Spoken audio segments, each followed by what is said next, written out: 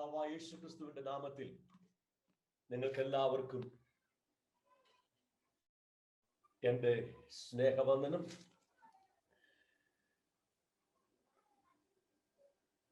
ആഫ്രിക്കയിൽ നിന്നും പ്രത്യേകമായിരിക്കുന്ന സ്നേഹവന്ദനം ഞാൻ നിങ്ങൾ എല്ലാവരെയും അറിയിക്കുകയാണ്. വളരെ പരിമിതമായ ഒരു സാഹചര്യത്തിലാണ് ഞാൻ ഈ സൂം മീറ്റിംഗ് ചെയ്യുന്നത്. ഇവിടെ നമുക്ക് ഇലക്ട്രിസിറ്റി ഇല്ല,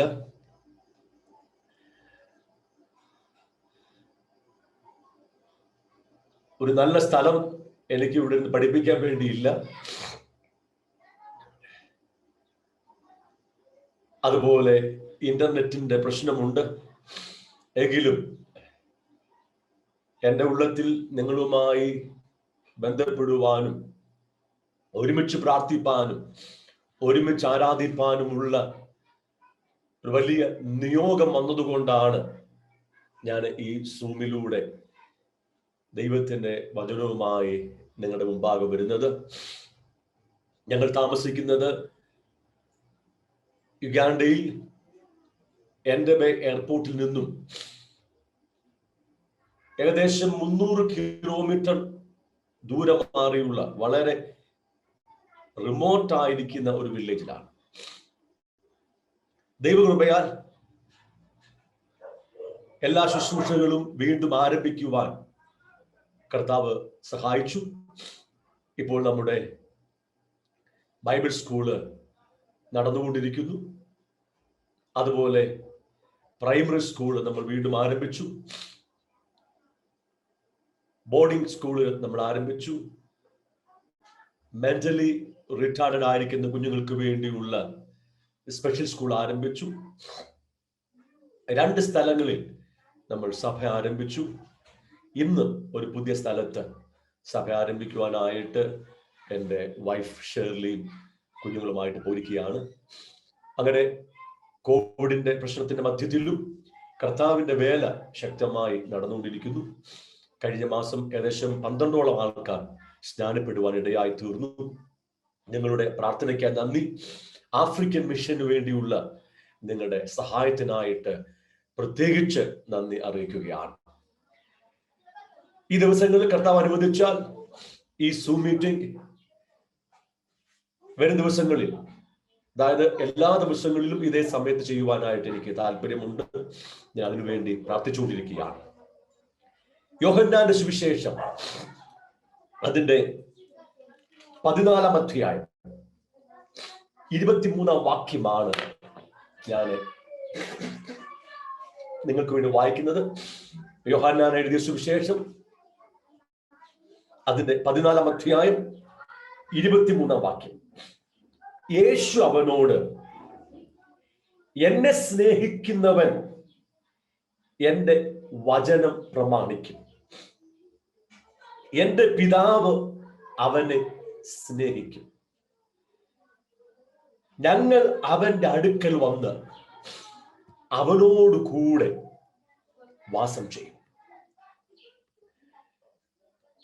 ഞങ്ങൾ അവന്റെ അടുക്കൽ വന്ന് അവനോട് കൂടെ വാസം ചെയ്യും. ഈ വിഷയത്തെക്കുറിച്ച് 4 എപ്പിസോഡുകൾ ഞാൻ പറഞ്ഞത് യൂട്യൂബിലുണ്ട്. കിങ്ഡം ആൻഡ് ഗ്ലോറി TV എന്ന് നിങ്ങൾ ഇന്റർനെറ്റ് തിരഞ്ഞാൽ ഈ യൂട്യൂബ് ചാനലിലുള്ള ഈ 4 മെസ്സേജുകൾ ലഭ്യമാണ്. His home with us. ദൈവത്തിന്റെ വാസം, ഭവനം, താമസം നമ്മോടുകൂടെ. വളരെ പ്രധാനപ്പെട്ട ഒരു വിഷയമാണിത്. അതായത് സ്വർഗത്തിലെ പിതാവാം ദൈവം നമ്മോട് കൂടെ ഈ ഭൂമിയിൽ താമസിക്കുവാൻ ആഗ്രഹിക്കുകയാണ്. അത് ചെറിയൊരു കാര്യമല്ല. ദൈവം മനുഷ്യനെ സൃഷ്ടിച്ചതിന് പലവിധമായ ഉദ്ദേശ്യങ്ങളുണ്ട്. അവന് ഒരു കുടുംബം ആവശ്യമാണ്. അവൻ ഒരു കൂട്ടം പുത്രിപുത്രന്മാരെ ആവശ്യമാണ്. അവന്റെ പുത്രിപുത്രന്മാരായിട്ടാണ് നമ്മെ അവൻ സൃഷ്ടിച്ചത്. ഇതൊക്കെ നമുക്കറിയാം. അതുപോലെ വളരെ പ്രാധാന്യമുള്ള സൃഷ്ടിപ്പിന്റെ ഒരു ഉദ്ദേശമാണ് ദൈവത്തിന് നമ്മോട് കൂടെ ഈ ഭൂമിയിൽ താമസിക്കണം. യോഹന്നാന്റെ സുവിശേഷം 14-ാം അധ്യായത്തിൽ 23-ാം വാക്യത്തിൽ എടുത്തു പറഞ്ഞത്, ഞങ്ങൾ അവന്റെ അടുക്കൽ വന്ന് അവനോട് കൂടെ താമസിക്കും. We will come to him and make our home with him. അതായത് യേശു കർത്താവ് പരിശുദ്ധാത്മാവിനെ വാഗ്ദത്തം ചെയ്യുകയാണ്. തൊട്ടു മുമ്പിലുള്ള വാക്യങ്ങളിൽ പരിശുദ്ധാത്മാവിനെ വാഗ്ദത്തം ചെയ്യുന്നുണ്ട്. പരിശുദ്ധാത്മാവ് വന്ന് അവൻ നിങ്ങളിലും നിങ്ങളുടെ കൂടെയും എന്നേക്കും വാസം ചെയ്യും. യേശുക്രിസ്തുവിനെ സ്വീകരിക്കുന്ന, യേശു കർത്താവാണെന്ന് ഏറ്റുപറയുന്ന സകല വ്യക്തികളിലേക്കും പരിശുദ്ധാത്മാവ് വാസം ചെയ്യുവാൻ വേണ്ടി വരികയാണ്. അങ്ങനെ യേശു കർത്താവിന്റെ നാമത്തിൽ വിശ്വസിക്കുന്ന ഒരുവന്റെ ആത്മാവിൽ പരിശുദ്ധാത്മാവ് വാസം ആരംഭിക്കുന്നു. അവനെ ദൈവത്തിന്റെ മന്ദിരമാക്കി, ദൈവത്തിന്റെ ആലയമാക്കി തീർക്കുകയാണ്. അപ്പോൾ തന്നെ പരിശുദ്ധാത്മാവ് അവന്റെ കൂടെ അധിവസിക്കുകയാണ്. അതായത് നിങ്ങൾ യേശുവിനെ സ്വീകരിച്ച ഒരു വ്യക്തിയാണെങ്കിൽ പരിശുദ്ധാത്മാവ് നിങ്ങളുടെ ആത്മാവിൽ വാസം ആരംഭിച്ചിരിക്കുന്നു. നിങ്ങൾ ദൈവത്തിന്റെ വിശുദ്ധ മന്ദിരമായി തീർന്നിരിക്കുകയാണ്. രണ്ടാമതായി, പരിശുദ്ധാത്മാവ് നിങ്ങളുടെ കൂടെ വസിക്കുകയാണ്. നിങ്ങൾ എവിടെയൊക്കെ പോയാലും പരിശുദ്ധാത്മാവിന്റെ സാന്നിധ്യം നിങ്ങളുടെ കൂടെയുണ്ട്. ഇത് വളരെ മിനിമമായി, അതായത് യേശുവിനെ സ്വീകരിച്ച എല്ലാ വ്യക്തികൾക്കുമുള്ള അനുഭവമാണ്, അംഗീകാരമാണ്. നിങ്ങളത് അറിഞ്ഞാലും അറിഞ്ഞില്ലെങ്കിലും പരിശുദ്ധാത്മാവ് നിങ്ങളുടെ ആത്മാവിൽ വാസമാരംഭിച്ചു. പരിശുദ്ധാത്മാവ് നിങ്ങളുടെ കൂടെ വസിക്കാൻ തുടങ്ങി. അത് വളരെ ശ്രേഷ്ഠകരമായ കാര്യമാണ്. ഇത് ഏതൊരു ദൈവത്തിന്റെ പൈതലിലുമുള്ള ദൈവിക അനുഭവമാണ്, ദൈവിക അംഗീകാരമാണ്.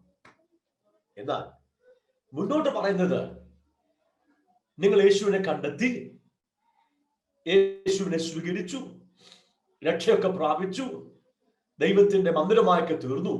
ഇനി നിങ്ങൾ യേശുവിനെ സ്നേഹിക്കുവാൻ തുടങ്ങും. ഇതിനെക്കുറിച്ച് ഇനി ഉള്ള എപ്പിസോഡുകൾ വ്യക്തമായി പറയാം. നാം യേശുവിലേക്ക് അടുക്കുവാൻ തുടങ്ങും. നേരത്തെ നമ്മുടെ ഹൃദയമൊക്കെ ലോകത്തിലായിരുന്നു, നമ്മുടെ ആഗ്രഹങ്ങളൊക്കെ ലോകത്തോടായിരുന്നു, മനുഷ്യരോടായിരുന്നു. എന്നാൽ അതെല്ലാം പതുക്കെ പതുക്കെ മുറിച്ചു മാറ്റി നമ്മുടെ പൂർണ്ണമായിരിക്കുന്ന ആഗ്രഹം, പൂർണ്ണമായിരിക്കുന്ന സ്നേഹം യേശുവിനോട് മാത്രമായി തീരും. ഒരുപക്ഷെ അതിന് ചില കാലങ്ങൾ എടുത്തു എന്ന് വരാം. നമ്മുടെ അകത്ത് ഒത്തിരി കുറവുകളുണ്ട്, ഒത്തിരി അശുദ്ധികളുണ്ട്. ലോകവും ലോകത്തിന്റെ മോഹവും നമ്മുടെ അകത്ത് നിറഞ്ഞിരിക്കുകയാണ്. അങ്ങനെ നമ്മുടെ സ്നേഹവും ബന്ധവും ആഗ്രഹവും ഒക്കെ ലോകത്തോടും ലോകത്തിൽ ഉള്ളവകളോടും ഒക്കെ ആയിരിക്കും. എന്നാൽ ക്രമേണ കർത്താവുമായുള്ള ബന്ധത്തിലേക്ക് വരുമ്പോൾ ഈ ലോകവുമായിരിക്കുന്ന മറ്റു വ്യക്തികളുമായിരിക്കുന്ന നമ്മുടെ ആഗ്രഹങ്ങളും താല്പര്യങ്ങളും എല്ലാം കുറഞ്ഞു കുറഞ്ഞു വന്ന് കർത്താവുമായിരിക്കുന്ന പൂർണ്ണമായ ബന്ധത്തിലേക്ക് വരും. ആ രക്ഷിക്കപ്പെടുന്ന നാളുകളിൽ കർത്താവുമായിരിക്കുന്ന വലിയ ഇന്റിമസിയാണ് അവനങ്ങോട്ട് സ്വീകരിക്കുന്ന ദിവസം. ആ ഫസ്റ്റ് ലവ് അത് ഭയങ്കര വലുതായിരിക്കാം, ഭയങ്കര ആഴത്തിലുള്ള ബന്ധമായിരിക്കാം. മുന്നോട്ട് പോകുമ്പോൾ നാം മനസ്സിലാകും നമ്മുടെ അകത്തുള്ള സ്നേഹത്തെ കവരുവാൻ മറ്റൊത്തിരി വിഷയങ്ങൾ ലോകത്തിലുണ്ട്. എന്നാൽ ക്രമേണ അവിടെ നിന്നെല്ലാം നാം സൗഖ്യം പ്രാപിച്ച് വിടുവിക്കപ്പെട്ട് കർത്താവുമായിരിക്കുന്ന ആഴത്തിലുള്ള ബന്ധത്തിലേക്ക് വരും. കർത്താവിനെ നാം സ്നേഹിക്കുന്നത് കൊണ്ട് അവന്റെ വചനങ്ങളെല്ലാം നാം അനുസരിക്കുവാൻ തുടങ്ങും. അവനെ സ്നേഹിച്ച് അവന്റെ എല്ലാ വചനങ്ങളെയും നാം അനുസരിക്കുമ്പോൾ വചനം പറയുന്നു, എന്റെ പിതാവ് അവനെ സ്നേഹിക്കും. സ്വർഗത്തിലെ പിതാവാം ദൈവം ഈ ഭൂമിയിലുള്ള സകല മനുഷ്യരെ സ്നേഹിക്കുകയാണ്. ദൈവം സ്നേഹം തന്നെ. നാം സേവിക്കുന്ന സ്വർഗത്തിലെ ദൈവം, നമ്മുടെ സൃഷ്ടാവാം ദൈവം, അവൻ സ്നേഹം തന്നെയാണ്.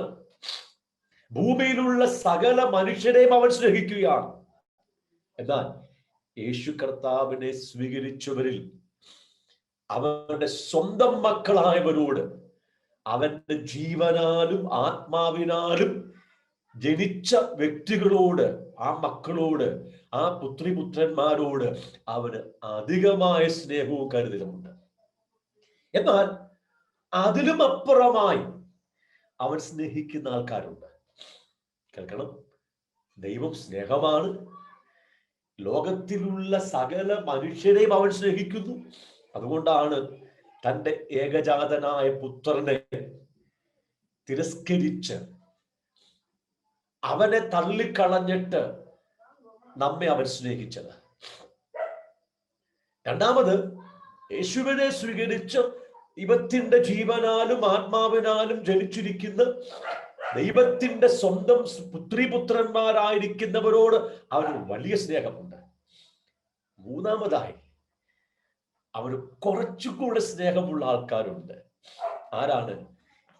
യേശുവിനെ സ്നേഹിച്ച് അവന്റെ സകല വചനങ്ങളും പ്രമാണിക്കുന്നവർ. അവരോട് പിതാവിന് വളരെ അടുപ്പത്തിലുള്ള ആഴത്തിലുള്ള സ്നേഹബന്ധമുണ്ട്. പിതാവ് അവനെ സ്നേഹിക്കും. പിതാവ് അവനെ സ്നേഹിക്കും. അങ്ങനെ പിതാവ് ഒരു വ്യക്തിയെ തെരഞ്ഞു പിടിച്ച് സ്നേഹിക്കാൻ തുടങ്ങുമ്പോൾ അവിടെ സംഭവിക്കുന്നത്, ഞങ്ങൾ അവന്റെ അടുക്കൽ വന്ന്, അതായത് പിതാവും പുത്രനും അവന്റെ അടുക്കൽ വന്ന് അവനോടുകൂടെ താമസം ആരംഭിക്കുകയാണ്. പഴയ ഉടമ്പടിയിൽ ദൈവം ഇസ്രായേൽ ജനത്തിന്റെ നടുവിൽ താമസിക്കുവാൻ വേണ്ടി വന്നു.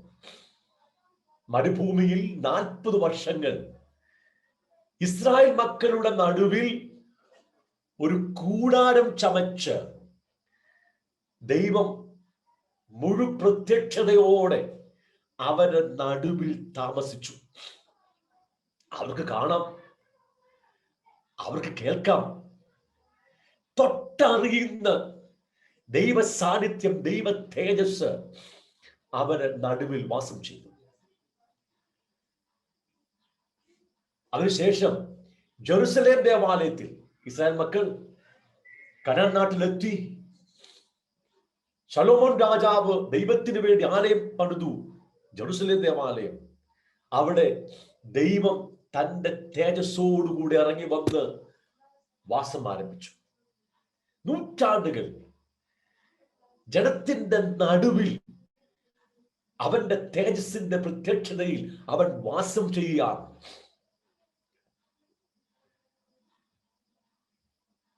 ദൈവത്തിന്റെ വലിയൊരു ആഗ്രഹം തന്റെ മക്കളോടുകൂടെ ഈ ഭൂമിയിൽ താമസിക്കണമെന്നുള്ളതാണ്. നമ്മുടെ വിഷയം മരുഭൂമിയിൽ സമാഗമന കൂടാരത്തിലും ഇസ്രായേൽ ജനത്തിന്റെ നടുവിലും അവന്റെ തേജസ് പ്രത്യക്ഷമായി ഇറങ്ങി വാസം ചെയ്തതുപോലെ ഇന്ന് നമ്മുടെ ഇടയിൽ വാസം ചെയ്യുക എന്നുള്ളതാണ്. പരിശുദ്ധാത്മാവിന്റെ സാമാന്യമായ സാധാരണമായ സാന്നിധ്യം വീണ്ടും ജനിച്ച ഒരുവന്റെ അകത്തുണ്ട്, അവന്റെ കൂടെയുണ്ട്. മാത്രമല്ല, വീണ്ടും ജനിച്ച ദൈവത്തിന്റെ മക്കൾ ഒരുമിച്ച് കൂടി വരുമ്പോൾ, കൂട്ടായ്മയ്ക്കായി വരുമ്പോൾ, അവരുടെ നടുവിലും പരിശുദ്ധാത്മാവിന്റെ സാന്നിധ്യമുണ്ട്. ആ സാന്നിധ്യത്തെ കുറിച്ചല്ല ഞാൻ പറയുന്നത്, അത് സാധാരണമാണ്. അത് നമ്മോടുള്ള ദൈവത്തിന്റെ കൃപയാണ്. പക്ഷെ അതിലും അപ്പുറമായ ഒരു ദൈവീയ പ്രത്യക്ഷത. ഇതുപോലെ സമാഗമന കൂടാരത്തിൽ ദൈവത്തിന്റെ തേജസ് വസിച്ച് ഇസ്രായേൽ മക്കളുടെ നടുവിൽ നടന്നതുപോലെ ഇന്ന് പിതാവും പുത്രനും പരിശുദ്ധാത്മാവുമായ ത്രിയേക ദൈവത്തിന് ഇപ്പോൾ നമ്മുടെ കൂടെ വസിക്കുവാൻ, ഇറങ്ങി വന്ന് താമസിക്കുവാൻ ആഗ്രഹമുണ്ട്. അടുത്തൊരു സീസൺ ഞാൻ വളരെ വ്യക്തമായി എൻ്റെ ആത്മാവിൽ ഗ്രഹിച്ചിട്ട് നിന്നോട് പറയുകയാണ്. ഇന്നുവരെ ലോകം കാണാത്ത, ഇന്നുവരെ ഈ തലമുറ കാണാത്ത ദൈവത്തിന്റെ തേജസ്സിന്റെ പ്രകടീകരണങ്ങൾ ദൈവജനത്തിന്റെ കൂടെ വെളിപ്പെടാൻ വേണ്ടി പോവുകയാണ്. ഇപ്പോൾ നിങ്ങൾക്കൊരു കൂട്ടായ്മ കാണത്തില്ല, സഭ കൂടിവരവ് കാണത്തില്ല, നിങ്ങളുടെ കൂടെ പ്രാർത്ഥിക്കുവാനും കാണത്തില്ല. ഞാൻ പറയുന്നു, നിങ്ങൾ യേശുവിനെ സ്നേഹിച്ച് അവന്റെ എല്ലാ കൽപ്പനകളും അനുസരിക്കുവാൻ ആഗ്രഹിക്കുമ്പോൾ പിതാവാം ദൈവം നിങ്ങളെ പ്രത്യേകമായി സ്നേഹിക്കാൻ തുടങ്ങും. അവന്റെ സാന്നിധ്യം, അവന്റെ തേജസ് നിങ്ങളുടെ കൂടെ വന്ന് താമസം ആരംഭിക്കും. അത് പ്രകടമായ ദൈവ സാന്നിധ്യമായിരിക്കും. കർത്താവിന്റെ വരവ് വളരെ ആസന്നമാണെന്ന് നമുക്കറിയാം.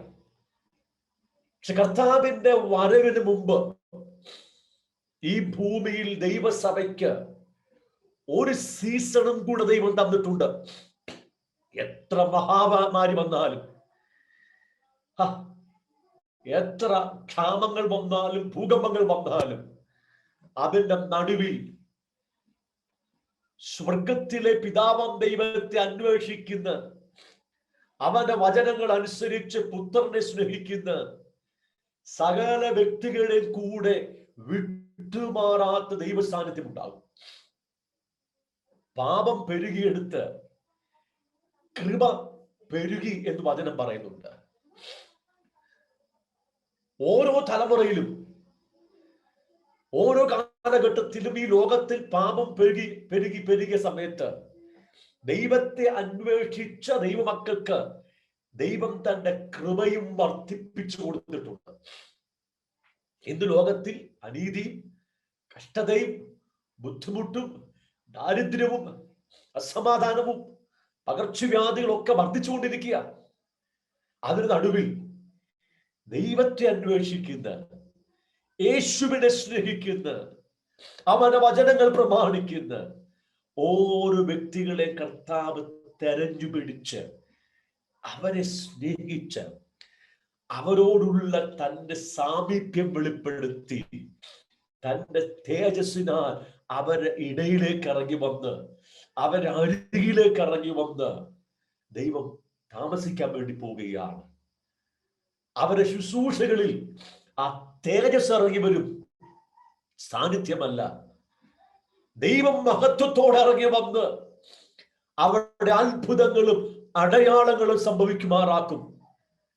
ഇന്ന് നിങ്ങളുടെ കുടുംബങ്ങളിൽ അവന്റെ തേജസ് ഇറങ്ങി വന്ന് അവന്റെ തേജസ്സിന്റെ എല്ലാ നന്മകളും വെളിപ്പെടുത്തും.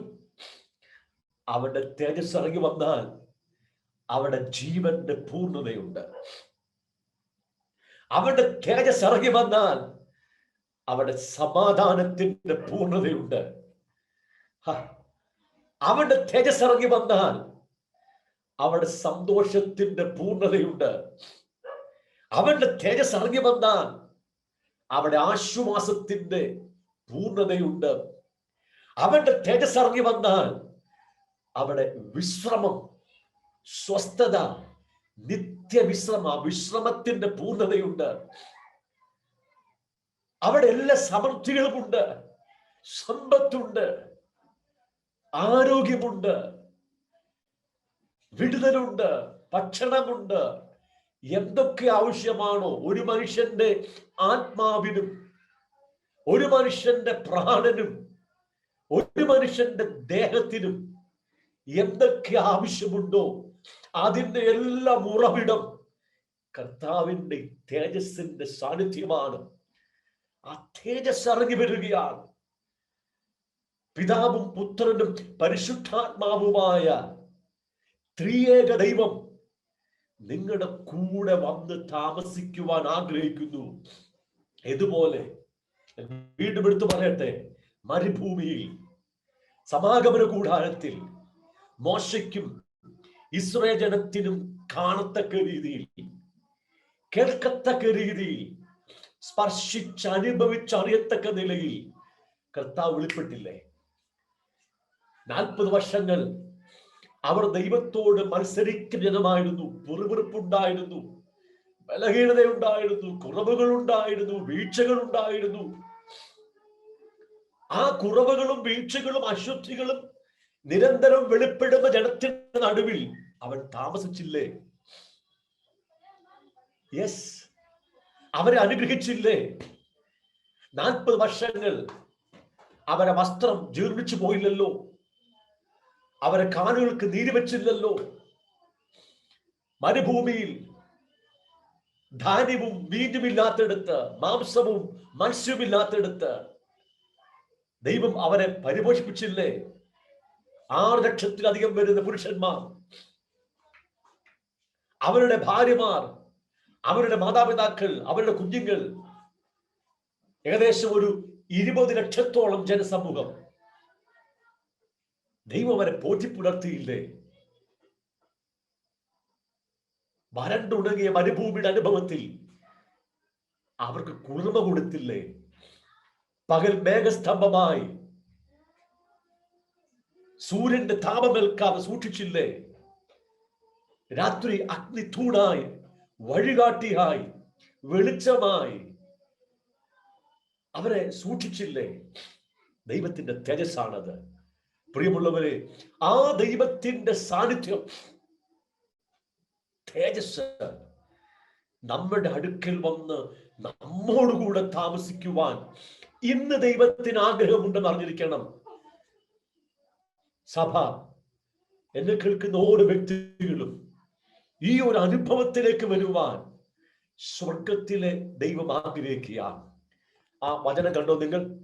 14-23 വാക്യം. യേശു അവനോട്, എന്നെ സ്നേഹിക്കുന്നവൻ എന്റെ വചനം പ്രമാണിക്കും, എന്റെ പിതാവ് അവനെ സ്നേഹിക്കും, ഞങ്ങൾ അവന്റെ അടുക്കൽ വന്ന് അവനോടുകൂടെ വാസം ചെയ്യും. അതായത് we will come to him and we will live with him and make our dwelling place with him. അവന്റെ കൂടെ ഞങ്ങളുടെ വീട് താമസമാക്കുമെന്ന ഗ്രീക്ക് ഭാഷയിൽ ആ ഹോം എന്ന് ഉപയോഗിച്ചിരിക്കുന്ന പദം 14 അധ്യായത്തിൽ 2 പദം ഉപയോഗിച്ചിട്ടുണ്ട്. അത് അത്ഭുതകരമായ കാര്യമാണ്. മറ്റധികം സ്ഥലങ്ങളിൽ ആ വിശേഷപ്പെട്ട പദം ഉപയോഗിച്ചിട്ടില്ല. 14 അധ്യായത്തിന്റെ 2 വാക്യം, എന്റെ പിതാവിന്റെ ഭവനത്തിൽ അനേകം വാസസ്ഥലങ്ങളുണ്ട്, ഇല്ലെങ്കിൽ ഞാൻ നിങ്ങളോട് പറയുമായിരുന്നു, ഞാൻ നിങ്ങൾക്ക് സ്ഥലമൊരുക്കുവാൻ വേണ്ടി പോകുന്നു. അതായത് എന്റെ പിതാവിന്റെ ഭവനത്തിൽ അനേകം വാസസ്ഥലങ്ങളുണ്ട്. സ്വർഗത്തിൽ പിതാവിന്റെ ഭവനത്തിൽ യേശു നമുക്കായി സ്ഥലമൊരുക്കുകയാണ്. അവിടെ അനേക വാസസ്ഥലങ്ങളുണ്ട്. അതേ പദം തന്നെയാണ് 23 വാക്യത്തിൽ നമ്മുടെ കൂടെ വന്ന് വസിക്കും എന്നതിനുള്ള പദം ഉപയോഗിച്ചിരിക്കുന്നത്. രണ്ടും ഒരേ പദമാണ്. അതായത് എന്റെയും നിങ്ങളുടെയും ആഗ്രഹം ഇവിടെ നിന്നും അങ്ങോട്ട് പോയി താമസിക്കുക എന്നതാണ്. മനസ്സിലാകുമല്ലോ? യേശുവിനെ സ്വീകരിച്ച് രക്ഷിക്കപ്പെട്ട എല്ലാ മക്കളുടെയും പ്രത്യാശ സ്വർഗമാണ്. പിതാവിന്റെ ഭവനത്തിൽ അനേക വാസസ്ഥലം, വസിക്കുവാനായിട്ടുള്ള മുറികളുണ്ട്, വീടുകളുണ്ട്. നമ്മുടെ എല്ലാവരുടെയും ആഗ്രഹം അങ്ങോട്ട് പോകാനാണ്. നമുക്കറിയാം നമ്മുടെ പൗരത്വം സ്വർഗത്തിലാണ്. സഭ മുഴുവനും ശ്രദ്ധിക്കുന്നത്, വാഞ്ചയോടെ ആകാംക്ഷയോടെ കാത്തിരിക്കുന്നത് കർത്താവിന്റെ ഈ വാഗ്ദത്തം നിറവേറ്റാൻ വേണ്ടിയാ. അവൻ പിന്നെയും വന്ന് അവൻ ഇരിക്കുന്നിടത്ത് നാമും ഇരിക്കേണ്ടതിന് ചേർത്തുകൊള്ളും. ആ വാസിക്കാനുള്ള സ്ഥലം, ആ റൂമുകൾ, വീടുകൾ അവൻ ഒരുക്കിക്കൊണ്ടിരിക്കുക. നമ്മുടെ ആഗ്രഹമൊത്തം അതാണ്. അതേ പദം തന്നെ പറയുകയാണ്, അവൻ നമ്മുടെ അടുക്കൽ വന്ന് നമ്മോടുകൂടെ വാസം ചെയ്യും. എന്റെയും നിങ്ങളുടെ ആഗ്രഹം, ശ്രദ്ധ, ഈ ഭൂമിയിൽ നിന്നും മുകളിലോട്ട ആ വാസസ്ഥലത്തിലേക്ക് പോകാൻ വേണ്ടിയാ. ദൈവത്തിന്റെ ആഗ്രഹം മുകളിൽ നിന്നും താഴോട്ടാണ്. അവന്റെ ആഗ്രഹം, അവൻ നമുക്ക് അവിടെ ഭവനം ഒരുക്കുന്നുണ്ട്, വാസസ്ഥലം ഒരുക്കുന്നുണ്ട് വസിക്കാൻ.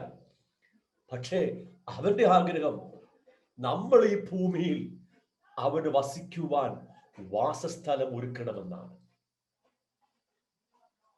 ദയവായിട്ട് എന്നെ കേൾക്കണമേ. അവൻ നമുക്ക് വേണ്ടി വാസസ്ഥലം, വസിക്കുവാൻ മുറികൾ, ഭവനങ്ങൾ അവിടെ ഒരുക്കിക്കൊണ്ടിരിക്കുകയാണ്. അതിന്റെ പണിയൊക്കെ കഴിഞ്ഞിരിക്കാം, എനിക്ക് അറിയത്തില്ല. പക്ഷേ അവൻ നമ്മോട് പറയാം, നമ്മൾ ഇവിടെ നിന്ന് മുകളിലോട്ട് നോക്കി അങ്ങോട്ട് പോകാൻ ആഗ്രഹിക്കുമ്പോ അവൻ അവിടെ നിന്നും താഴോട്ട് നോക്കുകയാണ്. എനിക്ക് വന്ന് നിങ്ങളുടെ കൂടെ താമസിക്കാൻ നിങ്ങൾ സൗകര്യമൊരുക്കി തരണം. 2 കാര്യമുള്ളത്. ഒന്ന്, നിങ്ങളുടെ ഉള്ളം, നിങ്ങളുടെ ശരീരം, നിങ്ങളുടെ അകത്തെ മനുഷ്യൻ എന്റേതാണ്, എന്റെ നിവാസമാണ്, എന്റെ ഭവനമാണ്, എനിക്ക് അവിടെ വസിക്കണം. സാധാരണ വാസമല്ല, ഈ ആലയം മുഴുവനും നിറഞ്ഞ് അവൻ വാസം ചെയ്യണം. 2, അവന് നമ്മോട് കൂടെ വസിക്കണം. ഞാൻ 6 മക്കളുടെ അപ്പനാണ്. പലപ്പോഴും ഞാൻ യാത്രയിലായിരിക്കും. യാത്രയുടെ മധ്യത്തിലുള്ള എൻ്റെ ഏറ്റവും വലിയ ആഗ്രഹം ഭവനത്തിലേക്ക് മടങ്ങി വന്ന് എൻ്റെ കുടുംബത്തോടുകൂടെ വസിക്കണമെന്നാണ്. എപ്പോഴുമുള്ള ആഗ്രഹം അതാണ്. സ്വർഗത്തിലെ ദൈവം നമ്മുടെ അപ്പനാണ്. അവൻ നമ്മെ സൃഷ്ടിച്ചിരിക്കുകയാണ്. യേശുവിനെ സ്വീകരിച്ചപ്പോൾ നമ്മെ വീണ്ടും സൃഷ്ടിച്ചിരിക്കുക, വീണ്ടും ജനിപ്പിച്ചിരിക്കുക. അവന്റെ ജീവൻ, അവന്റെ ആത്മാവിനാൽ നാം സൃഷ്ടിക്കപ്പെട്ടിരിക്കുക. നാം അവന്റെ ഭവനമാണ്, അവന്റെ പുത്രന്മാരും പുത്രിമാരുമാണ്. അവന് വന്ന് നമ്മുടെ ഭവനത്തിൽ നമ്മുടെ കൂടെ വസിക്കണം. അതിന് നാം ഒരു ഭവനം ഒരുക്കണം.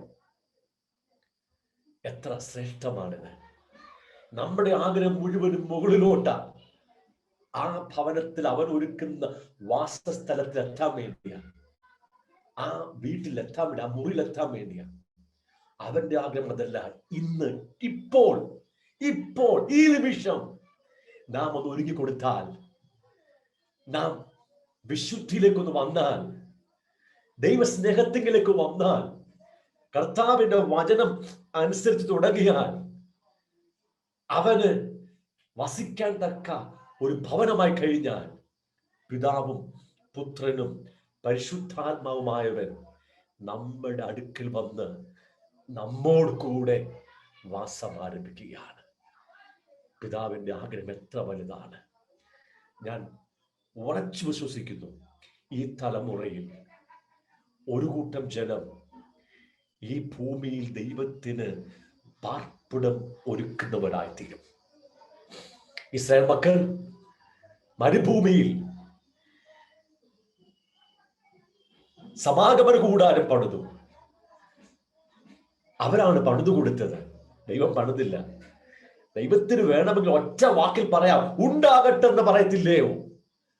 ഈ ഭൂമിയെയും ഈ പ്രപഞ്ചത്തെയും ഒറ്റ വാക്കിൽ നിർമ്മിച്ചവന് ഒരൊറ്റ വാക്കിൽ ആ ആലയം പണിയാൻ പറ്റത്തില്ലയോ?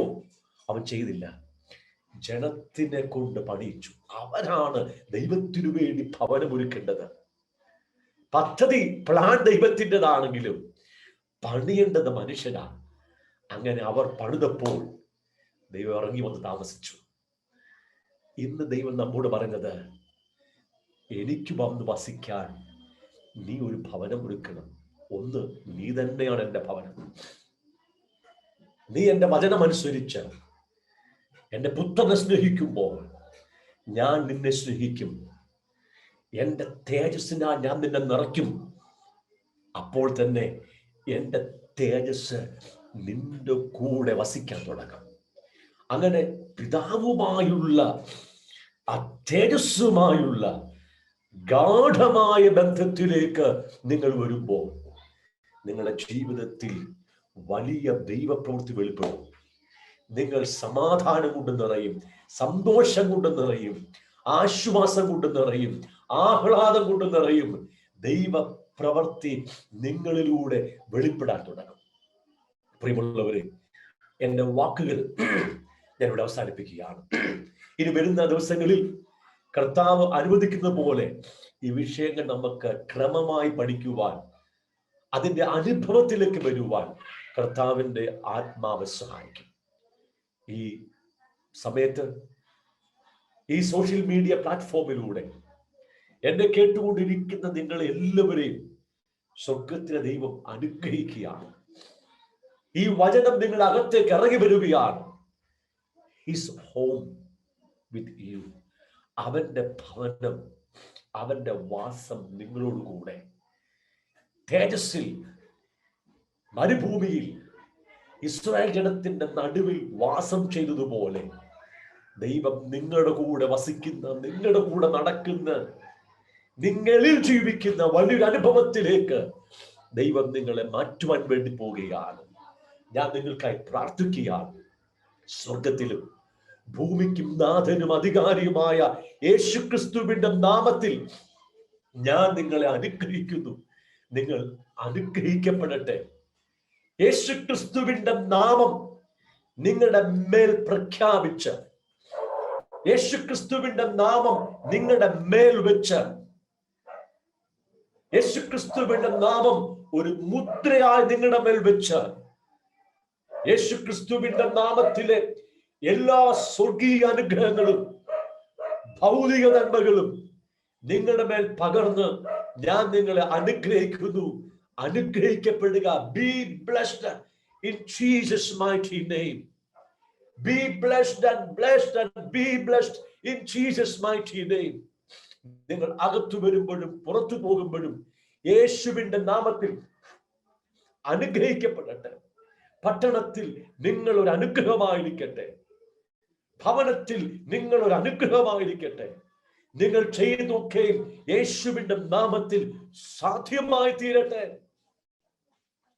യെസ്, സൗഖ്യവും ആരോഗ്യവും നിങ്ങളുടെ മേൽ കൽപ്പിച്ച് പ്രാർത്ഥിക്കുന്നു.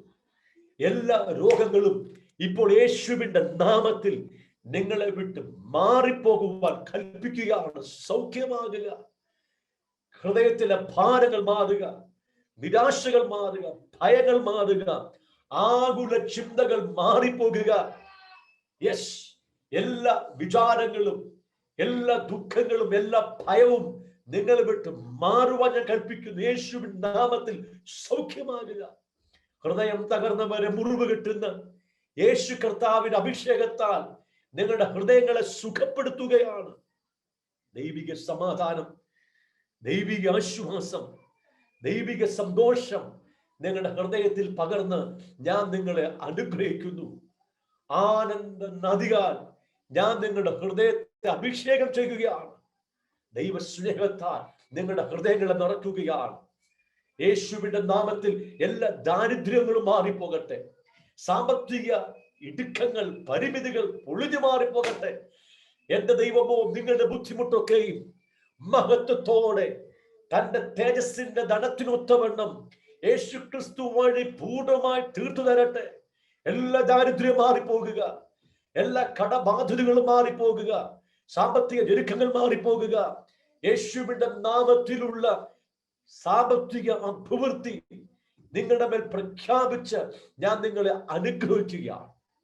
നിങ്ങളുടെ മാരേജ് അനുഗ്രഹിക്കപ്പെടട്ടെ, സ്വസ്ഥതയും സമാധാനവും ഉണ്ടാകട്ടെ. നിങ്ങളുടെ വിദ്യാഭ്യാസം അനുഗ്രഹിക്കപ്പെടട്ടെ, നിങ്ങളുടെ തലമുറ അനുഗ്രഹിക്കപ്പെടട്ടെ. നിങ്ങളുടെ ബിസിനസ്സുകൾ, നിങ്ങളുടെ ജോലികൾ, നിങ്ങളുടെ ഓഫീസുകൾ യേശുവിൻ നാമത്തിൽ അനുഗ്രഹിക്കപ്പെടട്ടെ. സ്വർഗത്തിനും ഭൂമിക്കും നാഥനും അധികാരിയുമായ യേശുവിന്റെ നാമത്തിൽ ഞാൻ നിങ്ങളെ അനുഗ്രഹിക്കുന്നു. B blessed, B blessed, B blessed in Jesus mighty name. നിങ്ങളെ കർത്താവ് സമൃദ്ധിയോടെ അനുഗ്രഹിക്കട്ടെ. പങ്കുകൊണ്ട എല്ലാവരെയും കർത്താവ് ബലപ്പെടുത്തട്ടെ. വീണ്ടും ദൈവം അനുവദിക്കുമ്പോൾ നമ്മൾ ഈ സോഷ്യൽ മീഡിയ പ്ലാറ്റ്ഫോമിൽ ചേരുന്നതായിരിക്കും. അതുവരെ കർത്താവ് സഹായിക്കട്ടെ. Thank you. God bless you all.